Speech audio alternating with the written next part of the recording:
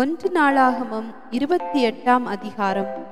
கோத்திரங்களின் தலைவரும் ராஜாவை சேவிக்கிற வகுப்புகளின் தலைவரும் 1000 பேருக்கு அதிபதிகளும் 100 பேருக்கு அதிபதிகளும் ராஜாவுக்கும் ராஜகுமாரருக்கும் உண்டான எல்லா ஆஸ்தியையும் மிருக ஜீவன்களையும் விசாரிக்கிற தலைவருமாகிய இஸ்ரவேலின் சகல பிரபுக்களையும் பிரதானிகளையும் பலசாலிகளையும் சகல பராக்கிரமசாலிகளையும் தாவீது எருசலேமிலே கூடிவர செய்தான்.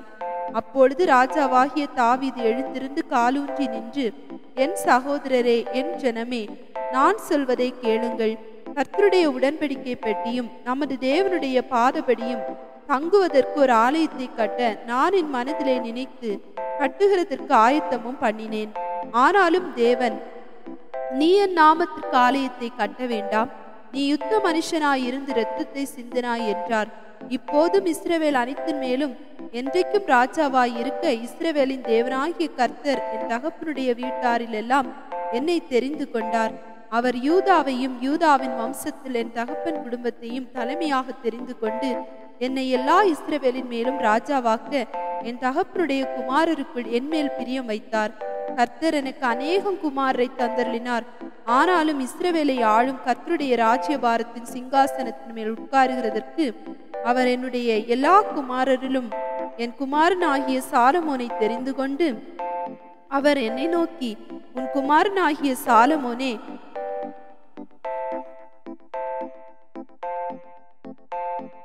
என் ஆலயத்தையும் என் பிரகாரங்களையும் கட்ட கடவன். அவனை எனக்கு குமாரனாக தெரிந்து கொண்டேன். நான் அவனுக்கு பிதாவாயிருப்பேன். இந்நாளில் நடக்கிறபடியே அவன் என் கற்பனைகளின் படியும் என் நியாயங்களின் படியும் செய்ய உறுதியாயிருப்பானால் அவன் ராஜ்யபாரத்தை என்றைக்கும் திடப்படுத்துவேன் என்றார். இப்போதும் நீங்கள் என்றைக்கும் இந்த நல்ல தேசத்தை சுதந்திரமாய் அனுபவித்து உங்களுக்கு பிறகு அதை உங்கள் பிள்ளைகளுக்கு சுதந்திரமாய் பின்வைக்கும் பொருட்டாக நீங்கள் உங்கள் தேவனாகிய கர்த்தரின் கற்பனைகளை எல்லாம் கைக்கொண்டு விசாரியுங்கள் என்று கர்த்தரின் சபையாகிய இஸ்ரவேல் அனைத்தின் கண்களுக்கு முன்பாகவும் நமது தேவனுடைய செவி கேட்கவும் உங்களுக்கு புத்தி சொல்லுகிறேன்.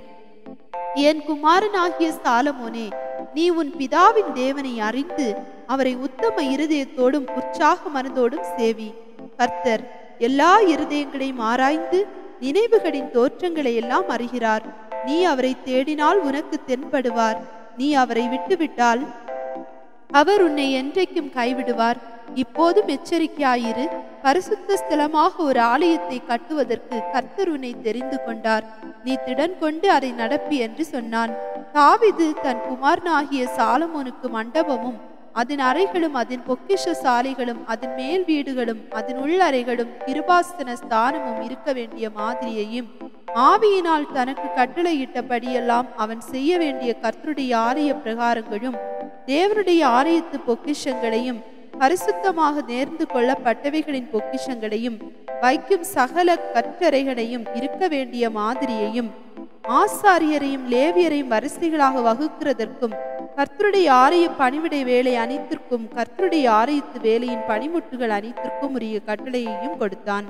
அவன் பற்பல வேலைக்கு வேண்டிய சகல பொற்பாத்திரங்களுக்காக நிறையின்படி பொன்னையும் பற்பல வேலைக்கு வேண்டிய சகல வெள்ளி பாத்திரங்களுக்காக நிறையின்படி வெள்ளியையும் பொன் விளக்கு தண்டுகளுக்கும் அவைகளின் பொன் விளக்குகளுக்கும் ஒவ்வொரு விளக்கு தண்டுக்கும் அதன் விளக்குகளுக்கும் நிறையின்படி வேண்டிய பொன்னையும் வெள்ளி விளக்கு தண்டுகளின் ஒவ்வொரு விளக்கு தண்டுக்கும் அதன் விளக்குகளுக்கும் நிறையின்படி வேண்டிய வெள்ளியையும் சமூக தப்பங்களை வைக்கும் ஒவ்வொரு மேஜைக்கும் நிறையின்படி வேண்டிய பொன்னையும் வெள்ளி மேஜைகளுக்கு வேண்டிய வெள்ளியையும்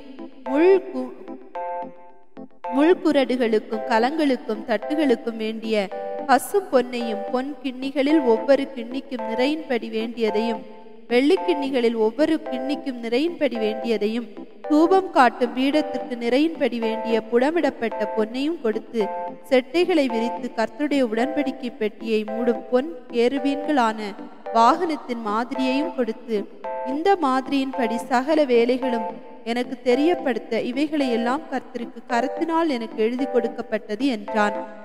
தாவீது தன் குமாரனாகிய சாலமோனை நோக்கி, நீ பலம் கொண்டு தைரியமாய் இருந்து இதை நடப்பி, நீ பயப்படாமலும் கலங்காமலும் இரு.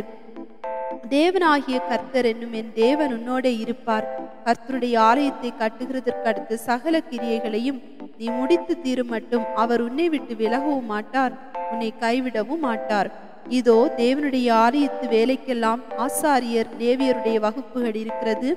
அந்த எல்லா கிரியைக்கும் சகலவித வேலையிலும் நிபுணரான மனப்பூர்வமுள்ள சகல மனுஷரும் உன் சொற்படியெல்லாம் கேட்கும் பிரபுக்களும் சகல ஜனங்களும் உன்னிடத்தில் இருக்கிறார்கள் என்றான். 1 நாளாகமம் 29ஆம் அதிகாரம்.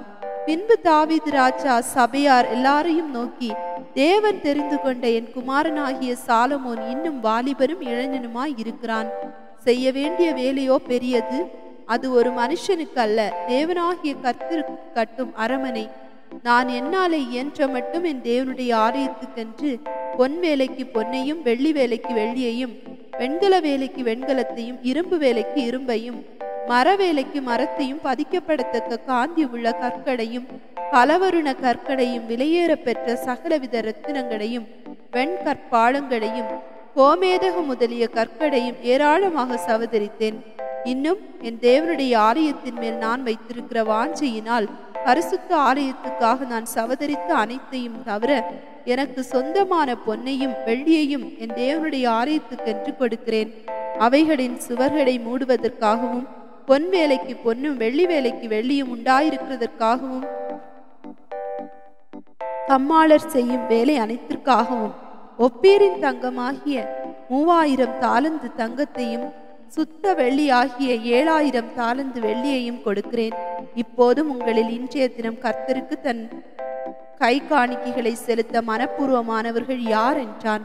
அப்பொழுது வம்சங்களின் பிரபுக்களும் இஸ்ரவேல் கோத்திரங்களின் பிரபுக்களும் 1000 பேருக்கு அதிபதிகளும் 100 பேருக்கு அதிபதிகளும் ராஜாவின் வேலைக்காரராகிய பிரபுக்களும் மனப்பூர்வமாய் தேவனுடைய ஆலயத்து வேலைக்கு 5000 தாலந்து பொன்னையும் 10000 தங்க காசையும் 10000 தாலந்து வெள்ளியையும் 11000 தாலந்து வெண்கலத்தையும் 1,00,000 தாலந்து இரும்பையும் கொடுத்தார்கள்.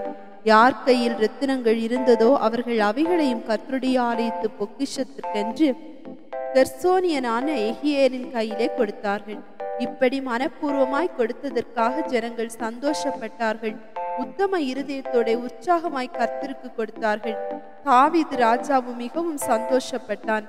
ஆகையால் தாவீது சபை அனைத்தின் கண்களுக்கு முன்பாகவும் கர்த்தருக்கு ஸ்தோத்திரம் செலுத்தி சொன்னது, எங்கள் தகப்பனாகிய இஸ்ரவேலின் தேவனாகிய கர்த்தாவே, சதா காலங்களிலும் தேவரீருக்கு ஸ்தோத்திரம் உண்டாவதாக. கர்த்தாவே, மாட்சிமையும் வல்லமையும் மகிமையும் ஜெயமும் மகத்துவமும் உம்முடையவைகள். வானத்திலும் பூமியிலும் உள்ளவைகளை எல்லாம் உம்முடையவைகள். கர்த்தாவே, ராஜ்யமும் உம்முடையது. தேவரீர் எல்லாருக்கும் தலைவராய் உயர்ந்திருக்கிறீர். ஐஸ்வர்யமும் கனமும் உம்மாலே வருகிறது. தேவரீர் எல்லாவற்றையும் ஆளுகிறவர். உம்முடைய கரத்திலே சத்துவமும் வல்லமையும் உண்டு. எவரையும் மேன்மைப்படுத்தவும் பலப்படுத்தவும் உம்முடைய கரத்தினால் ஆகும். இப்போதும் எங்கள் தேவனே, நாங்கள் உமக்கு ஸ்தோத்திரம் செலுத்தி உமது மகிமையுள்ள நாமத்தை துதிக்கிறோம். இப்படி மனப்பூர்வமாய் கொடுக்கும் திராணி உண்டாவதற்கு நான் எம்மாத்திரம், என் ஜனங்கள் எம்மாத்திரம், எல்லாம் உம்மால் உண்டானது. உமது கரத்திலே வாங்கி உமக்கு கொடுத்தோம். உமக்கு முன்பாக நாங்கள் எங்களுடைய பிதாக்கள் எல்லாரை போலும் அரதேசிகளும் பரதேசிகளுமாயிருக்கிறோம். பூமியின் மேல் எங்கள் நாட்கள் ஒரு நிழலை போல இருக்கிறது. நிலைத்திருப்போம் என்னும் நம்பிக்கை இல்லை. எங்கள் தேவனாகிய கர்த்தாவே, உடைய பரிசுத்த நாமத்திற்கென்று உமக்கு ஒரு ஆலயத்தை கட்டுகிறதற்கு நாங்கள் சவதரித்திருக்கிற இந்த பொருட்கள் எல்லாம் உமது கரத்திலிருந்து வந்தது. எல்லாம் உம்முடையது. என் தேவனே, நீர் இருதயத்தை சோதித்து உத்தம குணத்தில் பிரியமாயிருக்கிறீர் என்பதை அறிவேன். இவையெல்லாம் நான் உத்தம இருதயத்தோடே மனப்பூர்வமாய் கொடுத்தேன். இப்போதும் இங்கே இருக்கிற உம்முடைய ஜனமும் உமக்கு மனப்பூர்வமாய் கொடுக்கிறதை கண்டு சந்தோஷித்தேன். ஆபிரகாம், ஈசாக்கு, இஸ்ரவேல் என்னும் எங்கள் பிதாக்களின் தேவனாகிய கர்த்தாவே, உமது ஜனத்தின் இருதயத்தில் உண்டான இந்த சிந்தையையும் நினைவையும் என்றைக்கும் காத்து அவர்கள் இருதயத்தை உமக்கு நேராக்கி அருளும். என் குமாரனாகிய சாலமோன் உம்முடைய கற்பனைகளையும் உம்முடைய சாட்சிகளையும் உம்முடைய கட்டளைகளையும் கைக்கொள்ளும்படிக்கும் இவைகள் எல்லாவற்றையும் செய்து நான் ஆயத்தம் பண்ணின இந்த அரமனையை கட்டும்படிக்கும் அவனுக்கு உத்தம இருதயத்தை தந்தருளும் என்றான். அதன் பின்பு தாவீது சபை அனைத்தையும் நோக்கி, இப்போதும் எங்கள் தேவனாகிய கர்த்தரை ஸ்தோத்திரியுங்கள் என்றான். அப்பொழுது சபையார் எல்லாரும் தங்கள் பிதாக்களின் தேவனாகிய கர்த்தரை ஸ்தோத்தரித்து தலை குனிந்து கர்த்தரையும் ராஜாவையும் பணிந்து கொண்டு கர்த்தருக்கு பலியிட்டு மறுநாளிலே சர்வாங்க தகன பலிகளாக 1000 காளைகளையும் 1000 ஆட்டுக்கடாக்களையும் 1000 ஆட்டுக்குட்டிகளையும் அவைகளுக்கு அடுத்த பான பலிகளையும் இஸ்ரவேல் அனைத்திற்காகவும் கர்த்தருக்கு செலுத்தினார்கள். அவர்கள் அன்றைய தினம் மிகுந்த சந்தோஷத்தோட கர்த்தருக்கு முன்பாக போஜன பானம் பண்ணி தாவீதின் குமாரனாகிய சாலமோனை 2ஆம் விசை ராஜாவாக்கி கர்த்தருக்கு முன்பாக அவனை அதிபதியாகவும் சாதோக்கை ஆசாரியனாகவும் அபிஷேகம் பண்ணினார்கள். அப்படியே சாலமோன் தன் தகப்பனாகிய தாவீதின் ஸ்தானத்திலே கர்த்தருடைய சிங்காசனத்தின் ராஜாவாய் வீற்றிருந்து பராக்கிரமசாலியாய் இருந்தான். இஸ்ரவேலர் எல்லாரும் அவனுக்கு கீழ்ப்படிந்திருந்தார்கள். சகல பிரபுக்களும் பராக்கிரமசாலிகளும் தாவீது ராஜாவுடைய சகல குமாரரும் கூட ராஜாவாகிய சாலமோனுக்கு அடங்கி இருந்தார்கள். இஸ்ரவேலர் எல்லாரும் காண கர்த்தர் சாலமோனை மிகவும் பெரியவனாக்கி அவனுக்கு முன்னே இஸ்ரவேலில் ராஜாவான ஒருவனுக்கும் இல்லாதிருந்த ராஜரீக மகத்துவத்தை அவனுக்கு கட்டளையிட்டார். இவ்விதமாய் ஈசாயின் குமாரனாகிய தாவீது இஸ்ரவேல் அனைத்துக்கும் ராஜாவாய் இருந்தான். இவன் இஸ்ரவேலை அரசாண்ட நாட்கள் 40 வருஷம். எப்ரோனிலே 7 வருஷமும் எருசலேமிலே 33 வருஷமும் ராஜாவாய் இருந்தான். அவன் தீர்க்காயுசும் ஐஸ்வர்யமும் மகிமையும் உள்ளவனாய் நல்ல முதிர் வயதிலே மரணம் அடைந்த பின் அவன் குமாரனாகிய சாலமோன் அவன் ஸ்தானத்திலே அரசாண்டான். தாவீது ராஜாவுடைய ஆதியோடு அந்தமான நடவடிகளும் அவன் அரசாண்ட விபரமும் அவனுடைய வல்லமையும் அவனுக்கு இஸ்ரவேலுக்கும் அந்தந்த தேசங்களின் ராஜ்யங்கள் அனைத்துக்கும் நடந்த சகல சம்பவங்களும் ஞானதிஷ்டிக்காரனாகிய சாமுவேலின் பிரபந்தத்திலும் தீர்க்கதரிசியாகிய நாத்தானின் பிரபந்தத்திலும் ஞானதிஷ்டிக்காரனாகிய காத்தின் பிரபந்தத்திலும் எழுதியிருக்கிறது.